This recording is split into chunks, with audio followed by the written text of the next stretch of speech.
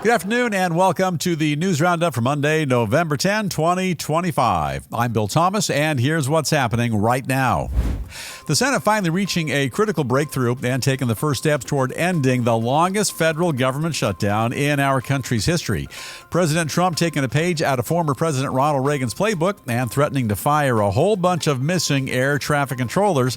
And an alarming new report warning we're now in a life-or-death AI Cold War with Communist China and that we're on the verge of losing. Also, Iran producing missiles at a rapid pace as the Islamic Republic actively prepares to fight yet another war against Israel in the near future. And the scores are just in from Kim Kardashian's first shot at the bar exam, and we'll tell you whether or not the celebrity superstar can now legally call herself a lawyer. All this and a bunch more coming up right now on the Big Roundup. We have a great deal to get to today, and we begin with this. In a remarkable turn of events, a handful of moderate Democrats are now breaking ranks with their more progressive comrades, and they're making a major move toward ending our national showdown nightmare. We call that the Nightmare on Capitol Hill Street. The Senate taking a gigantic step toward ending the nearly 6-week-long closure by finally wrangling the 60 votes which are needed to push forward a bipartisan bill package to fund the government and get our nation back up and running once again. Somebody please put the open for business sign back up in the government window. So, 8 members of the Democratic caucus are now crossing the aisle and joining the Republican majority to end the stalemate, and among them, John Fetterman of Pennsylvania. He's a handsome guy. Also, a fellow named Tim Kaine of Virginia. Now, Tim Kaine was also Hillary Clinton's running mate in the 2016 campaign. They've agreed to join the GOP and approve a trio of different annual spending bills and continue funding the rest of the government for another few months, and this in exchange for a mid-December vote on extending the health care tax credits, which the Democrats have been holding out for.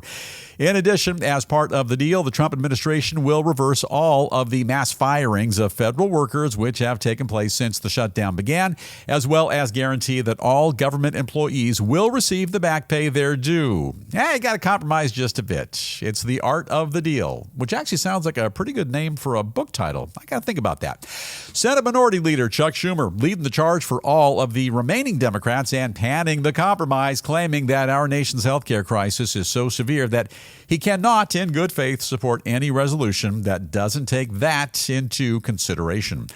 Bernie Sanders also says that his fellow Democrats are making a horrific mistake by reaching a deal that does not include immediate health care concessions. Says that by caving into Republican demands right now, those turncoat Democrats are giving Trump a green light toward what he calls authoritarianism and creating a tragedy for our entire country. No, authoritarianism is when you shut down the government like a 4-year-old throwing a tantrum. That's authoritarianism. In the meantime, Republicans across the board are praising the move and pushing the entire process forward as rapidly as possible. However, there are still a number of significant procedural hurdles to pass in order to make it all legal, and it's still going to take a little bit of time before the federal government opens up for business once again. Final thought. This is the News Roundup Lowdown. Chuck Schumer's on a sinking ship. It's taken on water and listing to the left. Yeah, it's tragic. Many of his co-conspirators appear to be all too happy to sink with a Senate minority captain. But fortunately, a small but intelligent bunch in his party, they're willing to put the welfare of our great nation ahead of his foolhardy agenda. That Mr. Schumer, great-grandpa Sanders, and others are calling progress, reopening the government, a mistake, is a clear indication that they're not fighting for our country. They're only flexing their sagging muscles, trying to hamstring the Trump administration and forcing the entire nation to suffer until someone in their party gives them a timeout. And they've just been issued that timeout, and by their own colleagues. Now watch very carefully as this all unfolds. And in time, you'll see this timeout soon morph into a time's up for Chuck and his pals. And then a new crew of Democrats, they're going to easily segue into the job and clean up his mess. The leader, he's out of touch. He's out of time, too. His party is enormously bifurcated. They have no path forward. They want him out. And as we prepare for the shutdown to finally come to an end, here's what the Democrats have accomplished. Thousands and thousands of jobs. They'll come back, but thousands of jobs, they were lost. People who desperately need government assistance to feed their families. They have no idea right now where their next meal is going to come from. The aviation system, as you know, is left so vulnerable that the FAA, they've had to cut flights at a number of major hubs all across the country. And the rest of the world, they're looking at us right now, shaking their heads, pointing at us, and kind of laughing. It sort of stings. Chuck Schumer, this is all on you. You're an incompetent leader. You failed your party, your country as well. All right, we're going to open up the USA, get down to business in no time at all. If you have anything to add, we're at newsroundupwithbill@gmail.com. And producer Davey, it's a Monday, and who's up first? Okay, Bill, we start with Mindy from Mesa, Arizona. Hiya, Mindy. She says, our country can ill afford the loss in revenue, jobs, and prestige associated with this horrible shutdown. Yeah. I'm glad it's almost over, but the damage has already been done. Yeah, tons of damage has been done. It is almost over, but it's not exactly over. Not yet, anyway. We're almost there. Everything the Democrats have just put the country through was all for nothing. Those guys are one-trick ponies, and their dog and pony show coming to an end, and nobody is impressed. What a mess. Let's stick with a related topic now. We were kind of talking about aviation a moment ago. We'll shift our focus to the complete disarray at our nation's airports, which has come about as a direct result of the government shutdown. As you might know by now, a large number of air traffic controllers who are currently skipping work because they aren't getting paid, thus causing thousands of flights to be canceled in order to make sure the skies are safe. For now, if you got somewhere to go, don't hitchhike because that's sort of kind of dangerous. But as producer Davey always says, go Greyhound and leave the driving to them. President Trump is now ordering all of those air traffic controllers to return to their jobs immediately. And he's threatening to severely dock the pay of anyone who doesn't listen up and get back to work post haste right now. P.S. The ones who are still working, they aren't getting paid, but we'll get to that in just a bit. Additionally, the president is urging any air traffic controller who actually took time off during the shutdown to go ahead, quit while they're ahead, saying that in his opinion, they'll always have a negative mark against their record. Just like that time in high school, time and time again, when producer Davey would ditch math class. Davey, I knew what you were up to. We'll come back to that another time. He goes on to say that they're not happy with the gig. They can simply walk away without getting any type of severance package whatsoever, and that it's going to be no problem for him, the president, to replace them with true patriots who will do a better job anyway. And I hope he's not talking about putting scabs in the tower because that's a real tough gig. In the meantime, Trump says he's going to recommend giving a $10,000 distinguished service bonus to all the air traffic controllers who stayed at their posts and did not take off any time at all during the big shutdown. Now, final thought, and this is the News Roundup Lowdown. Sometimes the truth, it's sort of stranger than friction. 47 just ordered all air traffic controllers to get back to work in that tower, or your pay is going to be substantially docked. Now, here's the odd part. The ones who are still working, they're already having their pay docked. They're not getting paid. So controllers, basically, you got two options. You go to work and not get paid, or you don't go to work and not get paid. That's option A or B. Producer Dave, I ask you, would you go or not go if you're not getting paid? I think I'm not going to go if I'm not getting paid, Bill. Not going to go. Stay at home. You know how many reruns of Green Acres you could watch hour after hour if you're not stuck working? Now, to be clear, during the entire shutdown, for air traffic controllers who have stayed on the job without getting paid, I say patience, my pets. Back pay will be forthcoming, and there may even be a little something extra in your paycheck as well. For those who aren't showing up for work during the Democrat shutdown and potentially compromising air traffic safety, yes, I said Democrat shutdown, a little history lesson. It was August 5th, 1981. I remember it well. President Ronald Reagan begins firing more than 11,000 striking air traffic controllers in violation of his order for them to return to work. For those controllers who are not driving in, taking the elevator up to the top tower, top floor, doing their jobs and keeping the country meandering safely through the skies, you're being non-patriotic. You're hamstringing the aviation industry. Tons of people are struggling, and I join the president when he says, get back to work. Your comments are now cleared for takeoff. And tell us what you're thinking. You're going to find us at newsroundupwithbill@gmail.com. Davey, to the email bag, I imagine folks are kind of up in arms about all this. What's up? Yeah, I don't think people are very happy with what's going on in the airports, Bill. Yeah, it's tough, man. Okay, we have Carl checking in from Sun Valley, Idaho.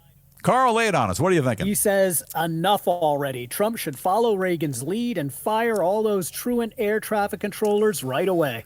Absolutely. And before you begin to feel bad about all those air traffic controllers, keep this in mind. They draw a rather tasty salary. I've been in the aviation business for a long time. Pilots do pretty well. Air traffic controllers, I think they do a skosh better.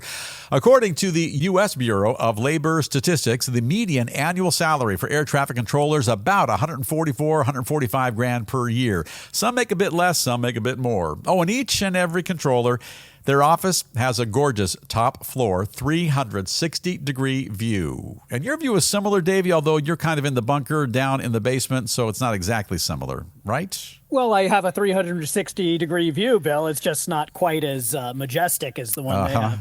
A 360-degree view of all the walls. I get it. All right, change things up just a bit now. Take a deeper dive into an alarming new report which says that our country currently engaged in a rapidly escalating artificial intelligence Cold War with communist China, which could very well determine the fate of our entire nation, and maybe even the fate of the entire world if you kind of graduate the thought process. The report claims that right now the Chinese Communist Party, the CCP, is on the brink of vaulting into the lead in the pivotal race to dominate AI. It goes on to warn that if the CCP eventually maintains that potential growing advantage and winds up winning the race, the U.S. will ultimately become nothing more than a second-rate has-been power. I don't like the sound of that. According to the report, the outcome of the all-or-nothing AI race will be won or lost within the next 5 years, and the fate of the entire free world, it hangs precariously in the balance. It claims that if the CCP comes out on top, they actually pose an existential threat to the future of the U.S. and to the rest of the planet as well because, well, they're a dangerous regime and without any moral principles or guardrails to keep them in check. The document also warns that if China wins the AI war, they're going to be able to dominate the global trade markets with their cheap and high-quality technology, basically driving a number of American companies right out of business. Also says that winning the AI race, it'll allow the CCP to greatly stir up the technological progress of their rapidly expanding military, further threatening our standing in the world. And this is beginning to sound like a bit of a horror movie. Is this a movie, Davey, or a real story? Unfortunately, it's the real deal, Bill, but it's just as horrifying as any movie. Yeah, it's a pretty tough pill to swallow. The report's author says that if China ultimately prevails, our country is in grave danger of losing everything we hold dear, that the national security implications, they're beyond anything we've ever imagined, and that in the end, we'd all wind up working for the CCP. Well, maybe, but not in my lifetime and not on my watch. Final thought. This is the News Roundup Lowdown. You know, it's not a crime that China has harnessed the power to potentially become the world leader in AI technology, and within 5 years. They've apparently devoted a great deal of time, effort, manpower, money, and more into this world-changing technology, and in fact, they may right now be leading the way. This is never to suggest that we're slouches, and some of the brightest minds in our country doing all they can right now to create and innovate and hopefully one day dominate the world of AI. But some indications we may, in fact, be lagging behind by a lot of indications. Now, a couple of issues to mull over. Some races are really never complete, and a new one is always on the horizon. Even if China wins the short-term race by 2030, 5 years out, in time, we may end up with more enhanced technology. We could possibly even lap them in a year or two. More important, though, is the end game. Now, we led the space race for a number of seasons, but the race was never for global superiority or military advantage, and that's the big difference between the space race and the AI race.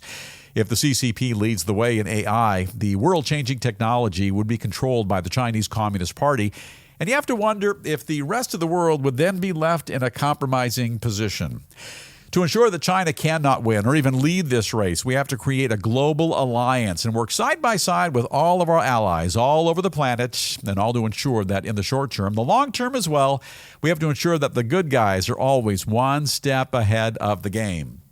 You may have something to add to the story, and what are you thinking? We're at newsroundupwithbill@gmail.com. You must have something on your mind. This is a big deal. And Davey, what are folks saying? Okay, Bill, we have somebody named Ike checking in from Birmingham, Alabama. Davey, would it be appropriate if I were to say, I like Ike? Oh, it would be, Bill. It's a campaign slogan from the Eisenhower campaign, right? Way back when. What's up, Ike?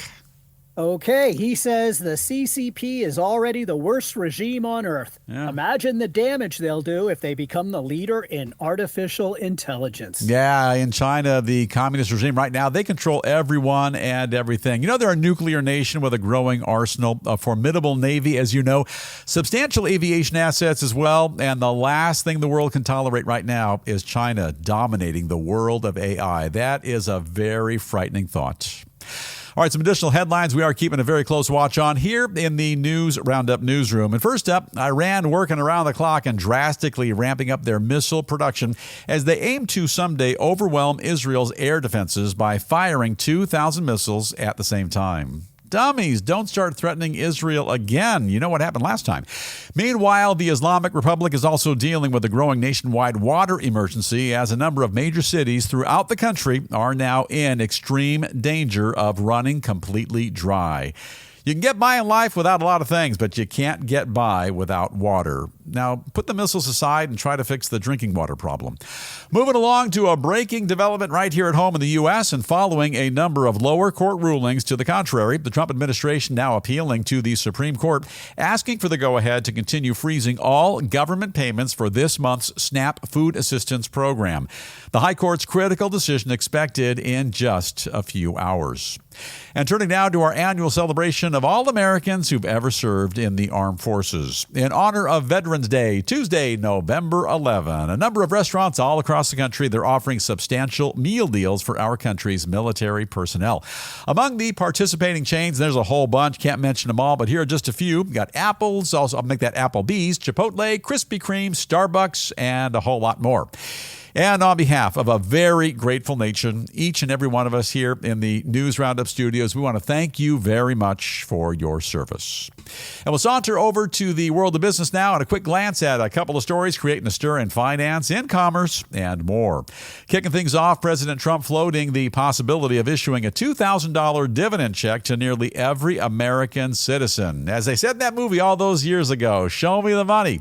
Says the big payout is going to come from all the tariff dough he's collected, that our economy is booming, and therefore a bunch of high-income people, they're going to be left off the list, and that anyone who opposes his tariffs is simply a fool.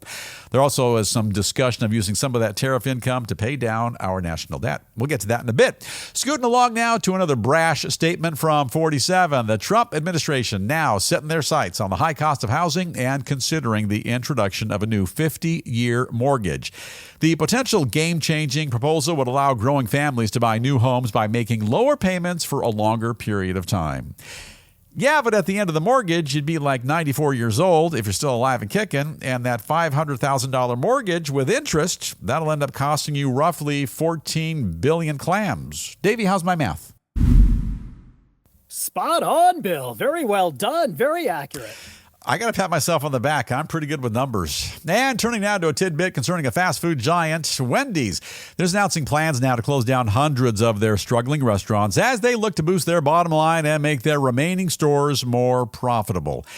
You know, Producer Davey, if they shut down a bunch of those Wendy's restaurants, then where am I going to get those world-famous square cheeseburgers, the chocolate Frosties, and that tasty chili? I don't know. I don't know.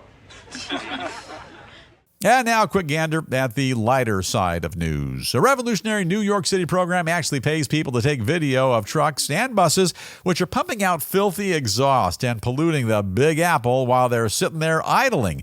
The lucrative side hustle has created a handful of high-earning bounty hunters who are raking in tons of dough for ratting on violators. You know, Producer Davey, I love you like a brother, but your 1975 Datsun B210, that is the single most polluting car on the planet. And if I could make a buck by turning you in to the pollution police, I would sell you down the river in a heartbeat. It's not personal, Sonny. It's strictly business. Wow, that's not really very nice, Bill, but if that's what you got to do, I support you every step of the way. It's nothing more than business. It's all business. Moving along, authorities in parts of Florida are sounding the alarm and warning residents to keep their eyes peeled for something they're calling falling lasagna. Falling lasagna? Wait. Well, no, Bill, not falling lasagnas, falling iguanas. Falling iguanas. Okay, that makes more sense. They say the giant lizards become paralyzed by extreme cold, that freezing temperatures, they're on the way, and that as a result, there's a real danger of them dropping out of a tree and landing right on your noggin. You know, when iguanas begin to fall from the sky in Florida, then just like the guy in the space capsule said all those years ago, Houston, we have a problem. Houston, we have a problem. I have no idea what that problem in the spaceship was, but whatever it was, I'll take that over iguanas falling on my head any day of the week. And a bit of sad news for billionaire Kim Kardashian, as the reality star admits that she's failed in her first attempt to pass the bar exam. Had no idea she wanted to be a lawyer. She says she plans on taking the test again, that the disappointing results are only motivating her to study even harder, and that in the meantime you can still catch her playing a lawyer by tuning into her new debacle of a TV show. Is she on LA Law, Davey? Is that right? No, Bill. That show was canceled back in the mid-90s. I had no idea. All right, so look, here's the deal. You know, the bar exam is the easiest test in the world to pass, but even JFK Jr. failed the exam twice before passing the third time. If I took the bar exam tonight, I'd most likely get a failing grade as well, which is proof. This is proof that the folks who issue the exam, they make it harder to pass for pretty people like Kimmy K, JFK, and your podcast hosts. You know, Davey, it doesn't just happen. It's not easy being pretty. You understand? I don't know how you deal with it, Bill. That's pretty difficult. And now time for us to call it a wrap on the Monday edition of the Big News Roundup. And before we go, as we do each and every day here on the program, we share with you a very notable quote.